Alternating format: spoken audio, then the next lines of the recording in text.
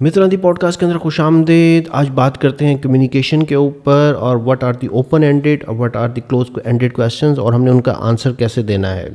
तो मेरे दोस्तों, हर शख्स के अंदर कुछ स्ट्रेंथ्स और वीकनेसेस होती हैं।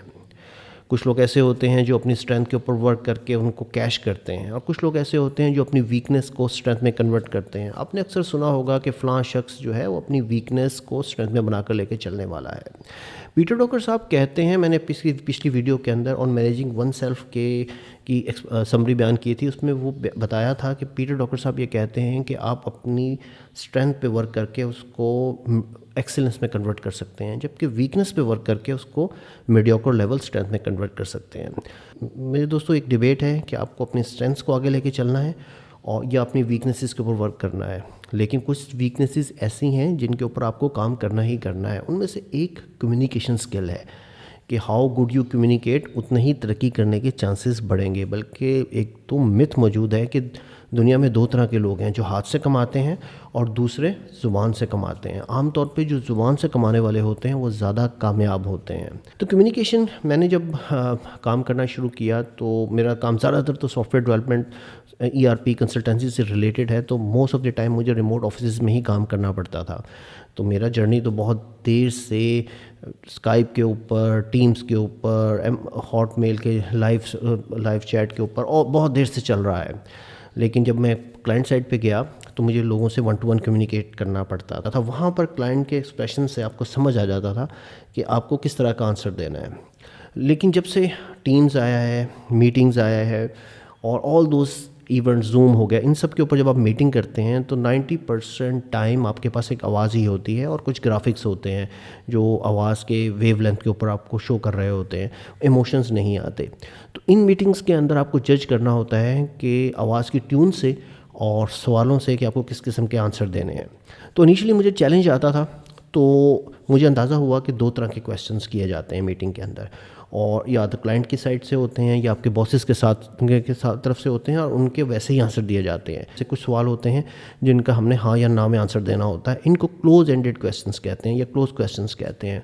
मैं इनके बारे में अभी कुछ डिटेल में बताऊंगा। कुछ सवाल ऐसे होते हैं जिनकी आपको एक्सप्लेनेशन देनी होती है, थोड़ा से लेंथी आंसर देने होते हैं। कहते हैं कि अटेंशन स्पैन किसी भी इंसान का 5 सेकंड होता है। जब भी कोई आपसे सवाल करता है तो विद इन 5 सेकंड्स उसका इंटरेस्ट लॉस्ट हो जाता है। तो आपको अगेन लेंथी क्वेश्चंस के अंदर भी शॉर्ट आंसर्स देने हैं। तो नाउ बात करते हैं close ended questions. Most of the time close ended questions helping verb से स्टार्ट होते हैं, जैसे is, am, are, have, will, would, should, ये इनसे स्टार्ट होंगे। डिड, इससे स्टार्ट होंगे। For example, will you come tomorrow, will we meet tomorrow, should we meet tomorrow, are we on a right track, would we meet a deadline? So all these questions are close ended questions. इनके answer no और yes में होंगे। Yes, we are on right track, yes, we meet the deadline, yes, I will come tomorrow, no, tomorrow is my vacation. So these questions usually are called close ended questions, जिनके answer yes और no के अंदर है। अब बात करते हैं open ended questions के बारे में। ये क्वेश्चंस वो क्वेश्चंस होते हैं 90% डब्ल्यू और एच से स्टार्ट होते हैं। For example, when, where, how, so इनसे ये क्वेश्चन स्टार्ट होते हैं। बॉस अगर आपसे पूछे how you complete the task, तो इसमें आपको बताने हैं steps. What methodology we use to complete this product.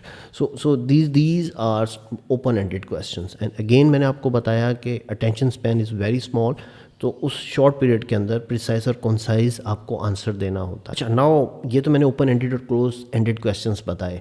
अब मैं आपको एक प्रो टिप देता हूँ जो मैंने यूज़ किया। इनिशियली क्या होता था कि मेरे पास स्टेटसेस मेंटेन्ड नहीं होते थे, तो मैं उस तरीके से प्रिपेयर नहीं होता था। तो हमेशा याद रखिए कि आपके पास कोई गूगल शीट होनी चाहिए, कोई नोट, अगर आप ऑनलाइन जॉब कर रहे हैं तो आपके पास कोई गूगल शीट होनी चाहिए, एक्सेल होनी चाहिए, वन नोट होना चाहिए, notepad plus plus use करें, लॉक्सिक यूज़ करें, नोशन यूज़ करें। These are the digital notes.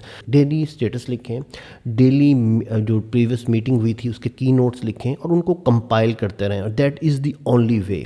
होता क्या है कि मीटिंग प्री स्केड्यूल्ड होती हैं, तो उस मीटिंग्स के होने से पहले आपको वो अपने जो पॉइंट्स हैं उनको रिवाइज़ करना है। तो आपको ये अपने आप से सवाल करने हैं कि what type of questions can be expected and what type of answers will be.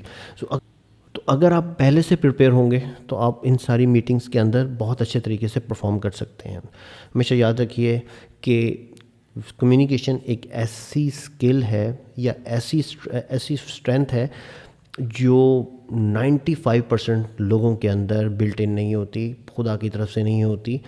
वो इस पे मेहनत करके अपनी स्किल को आगे लेके जाते हैं। आप कहते हैं ना कि इंसान जिस इन्वायरमेंट में होता है, जिस कंपटीशन में होता है, तो उसके हिसाब से वो ढलता चला जाता है, वो सीखता चला जाता है। तो अगर किसी शख्स की कम्युनिकेशन आपसे बेहतर है तो डेफिनेटली उसने कुछ चैलेंजेस को देखते हुए उस पर वर्क किया होगा और अपनी वीकनेस को स्ट्रेंथ में कन्वर्ट किया होगा। तो इसी तरीके से आप अपनी कम्युनिकेशन स्किल के ऊपर वर्क करके अपने आप को बेहतर कर सकते हैं। Thank you for watching. मिलते हैं अगली वीडियो के अंदर।